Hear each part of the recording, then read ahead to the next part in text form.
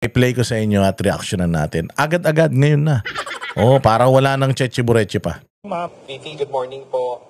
Ma'am, kunin lang po namin yung reaction nyo dun sa sinabi po ni President Bongbong Marcos na hindi daw po aabot yung mga aligasyon ng korupsyon sa katanggapan po nila sa Office of the President kaugnay dun sa mga flood control projects po. Sasagutin yan ni Attorney Trixie. I would like to acknowledge the presence of Attorney Trixie.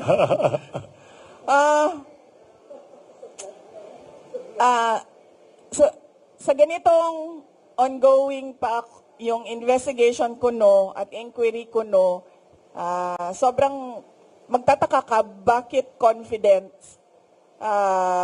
yung Pangulo na hindi aabot sa Office of the President yung iskandalo at yung corruption.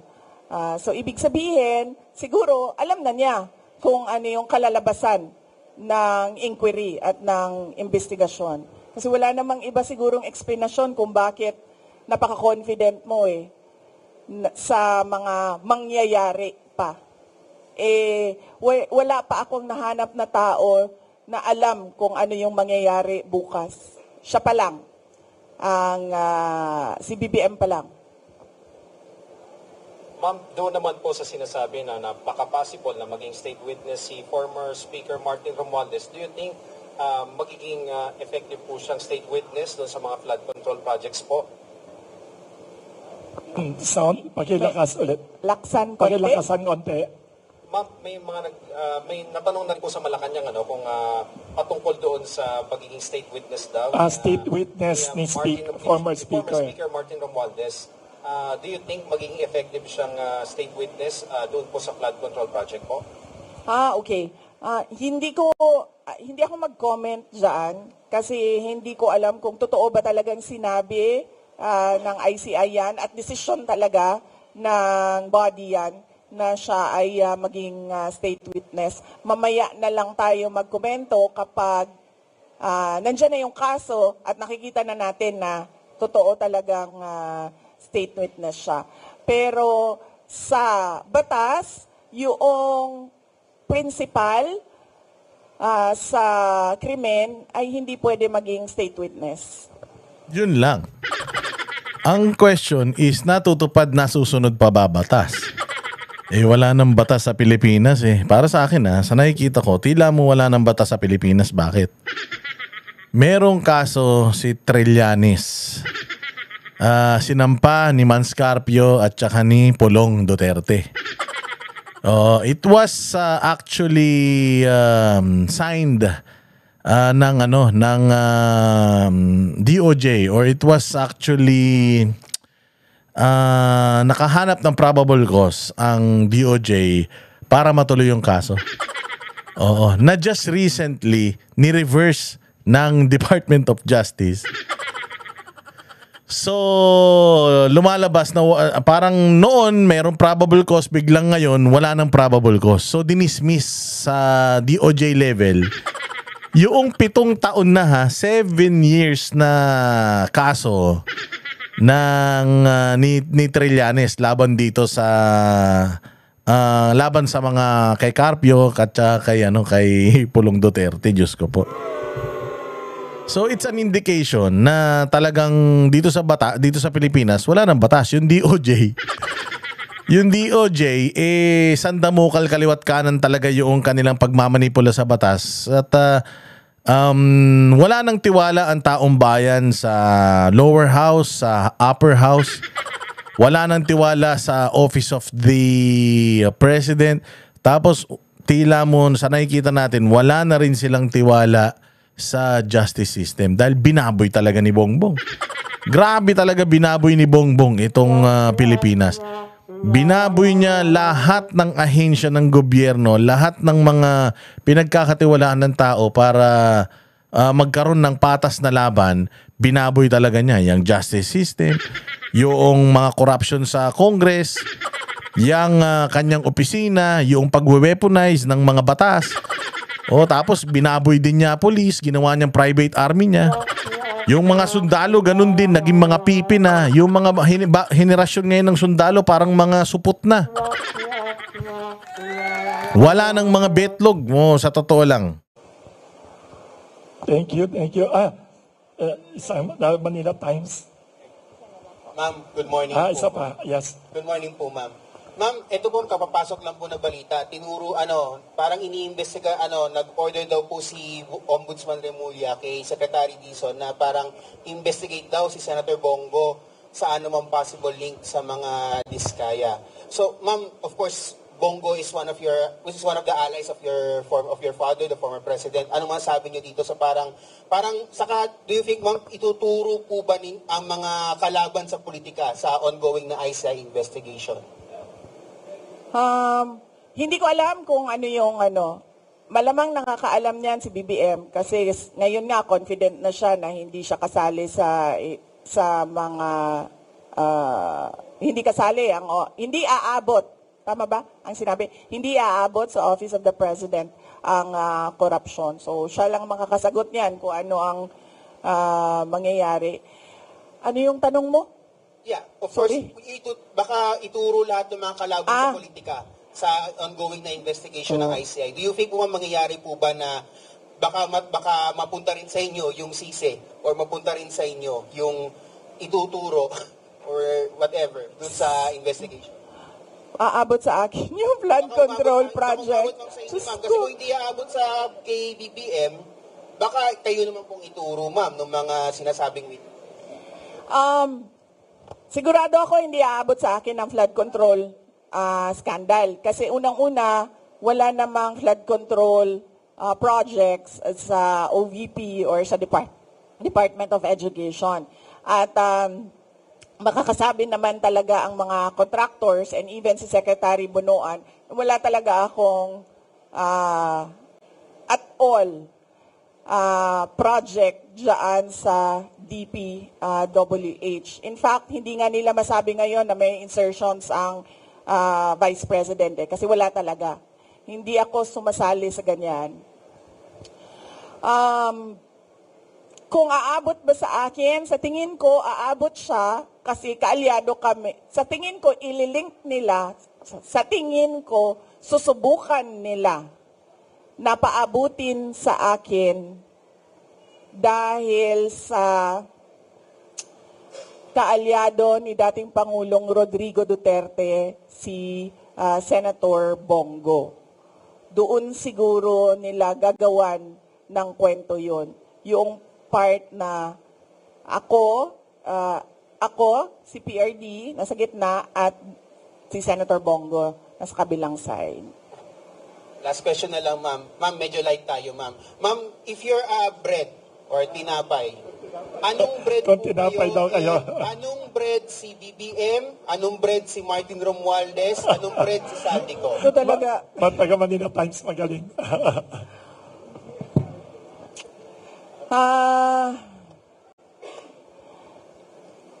Definitely hindi bread si Martin Romualdez at si BBM. Sino yung isa? Apat yun. Zaldico. Definitely hindi sila tinapay dahil hindi makain yung ugali nila at hindi makain yung korupsyon nila. Kung ako ay tinapay, ang hirap nito sige, ito na lang. Paborito ko ang ensaymada. Okay? Pinaglihi ako sa ensaymada. Oh. So kung ako ay tinapay, ako ay isang ensaymada. Thank you very much. Last question. Wala na, no? Last question. Sorry, may isa dyan si Mr. Jace. Last question daw. Isa number 1 fan mo siya. Yes, nakasana. Hi ma'am, Jason po ng SMNI News. Going back po dun sa naging statement ni President Marcos, I would like to ask for your comment on this. Na sinabi niya, I am confident that whatever mud might be slung at the administration, that will be able to show that these are politically motivated and do not actually have any validation in fact. sabi niya po, politically motivated na i-link siya sa mga issue ng korupsyon o katiwalian po. Your comment on that, ma'am? Hindi na ito politically motivated. Bakit? Hindi naman siya makakatakbo na ulit eh. Hindi na siya politiko. Presidente na siya, and that ends there. Hindi natin alam kung sa 2028 o another 20 years na naman of a BBM, of a Marcos, No. Hindi na siya hinahabol ng mga tao, ng taong bayan dahil politiko siya. Hinahabol siya ng taong bayan dahil wala siyang ginagawa bilang Pangulo. Hinahanap sa kanya yung trabaho niya bilang Pangulo. Follow-up question sa sinabi rin ni President Marcos. He said na politika lang nga ito and sabi niya, gusto nila akong Iyan ang sinasabi ko. 'Di ba? Sino ba sa ating lahat ang nagsasabi at nagpaplano ng destabilisasyon? Walang nagsasabi na oust Marcos. Ang merong mga grupo na nagsasabi resign. Yun lang ang the most na sinasabi ng mga tao. At nagtataka ako sa administrasyon, bakit nila sinasabi na destabilisasyon ang pagpapahayag ng mga tao sa galit nila? Kasi hindi yun destabilisasyon. Yun ay freedom of speech and expression. So kahit man mag-rally ang mga tao araw-araw sa EDSA, hindi destabilisasyon yan. Freedom of speech and expression yan. Pagpapahayag yan ng galit mo, paghahanap yan ng accountability, ng transparency sa administrasyon, sa gobyerno. So hindi yan pagpapatalsik sa Pangulo. Kaya lagi ako, kahapon din, yan din yung tanong ko. Kanino ba nanggagaling yung destabilisasyon na salita? Sa administrasyon. Kasi, duda ko, natatakot sila sa posibleng mangyari sa kanila. At alam naman natin na matagal na talaga silang insecure. Noong kampanya pa lang, madami na akong kwento ng yung panggigipit nila sa campaign team ko. So alam ko na noon, at yung mga pinagsasabi ni Lisa Marcos noon pa. So alam ko na insecure. Alam na natin na insecure. Siguro takot. Kaya nila nasasabi may destabilisasyon. Kasi takot sila. Kasi totoo yung sinasabi ng mga tao na ginagawa nila. Hindi nila ma-deny kasi nasa papel 'Di ba? Nakikita mo sa budget ang nangyayari. So hindi ma-deny. So takot. Paranoia siguro. Kasi 'di ba pag ikaw ay hindi siguro, paranoia talaga yan. Unang-una, insecure. Pangalawa, takot. Pangatlo, paranoia. Kasi ang tao na may bisyo, nagiging paranoid. Na magbibigay lang ako ng example, pinapa-explain ng mga departamento kung saan ako pumupunta at bakit matagal ako sa isang lugar. Ganun na yung papel na umiikot sa loob ng gobyerno. Yan ang politika. 'Di ba? Magtatanong sila, anong ginawa ni Inday Sara doon? Ilang oras siya? At sino ang mga tao doon? At yung mga kawani ng gobyerno na nandoon, ipa-explain bakit sila nandoon. Ganun yung galawan sa loob ng Office of the President. So, makikita mong medyo paranoid. Ma'am, last question. It was the first time na narinig namin Ano na yan? Nakikipag-usap na nga sa multo eh. Oo, sobrang praning na. Hindi na nga nakakatulog. Di ba sabi nga ni Claire Castro, hindi daw natutulog ang presidente na. Tayo na pa, paano makakatulog yan? Palumpalo. Tsaka pa, paano matutulog yan? Nakikipagkwentuhan sa multo. Lakas na ng tama niyan, Brad. Koko sa inyo. Iyan nyo na yan. Pagpahingayin nyo na. Patulugin nyo ng mga 3 years. Ayun na, ibang klase na yan. Ibang klase na yung amats yan. Kung ano man yung sinisinghot niyan, pagpahingahin nyo naman. Tuyong-tuyo na utak niyan.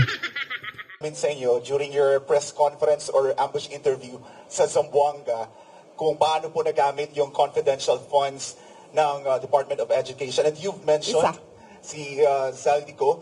Ma'am, pwede niyo po bang ibahagi pa sa amin ano yung findings ng DepEd regarding the laptop scandal? And then, ano po ang ginawa ninyo sa findings na ito? Ipinaalam niyo ba President Marcos? May ginawa po bang parang case build-up para kung makasuhan man kung may ikakaso? Yes, gumawa kami ng investigation sa loob ng Department of Education. Isa sa mga pinagamitan ng confidential funds ay yung corruption sa loob ng Department of Education. Hindi lang sa laptop madaming reports of corruption inside the Department of Education. Hindi lang sa central office, kasama na yung sa mga regional offices namin. So kapag merong reports, pinapaimbestigahan yon. So, isa sa mga inimbestigahan is yung laptop. Ang unang ginawa doon is nag-request ng fraud audit sa Commission on Audit. Tapos kami, sa loob ng Department of Education, gumawa din kami ng sarili naming investigation para kung ano man yung ma-actionan namin sa loob ng DepEd, ma-actionan na kaagad namin. Unfortunately, yung procurement ng laptop, hindi siya nangyari sa loob ng Department of Education. Nangyari siya sa DBM. So, ang pinaka-papel na nasa loob ng Department of Education ay yung agreement between DepEd and DBM. So, hindi pumasok lahat ng procurement documents sa DepEd.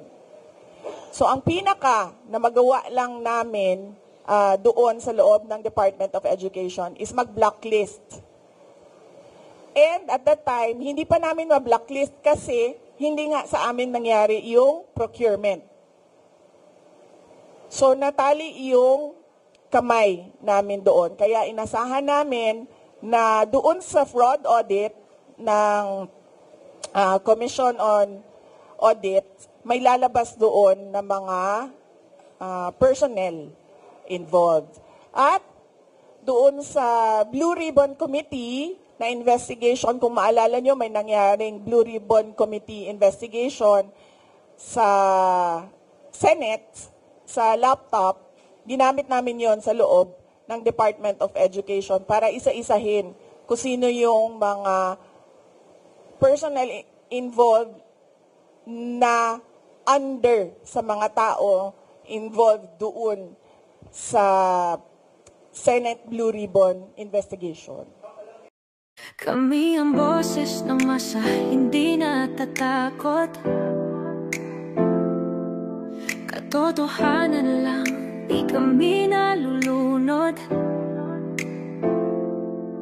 Walang bahid ng sismis, lahat ay totoo. Kahit sino ka pa, pag mali ka babanatan ka. Walang pinipili kulay, wala kaming kinikilingan. Basta para sa bayan, kami lalaban. Pagtama palapakan, pag mali banatan, di matitinag, di matatakot. Para sa bayan, tuloy ang sigaw. Sa harap ng kamera, walang halong takot. mga baluktot, lahat kayo'y tutumba. Ang hustisya at totoo, yun lang ang mahalaga. Kahit sinong harang, di kami matitinag. Walang Pilipino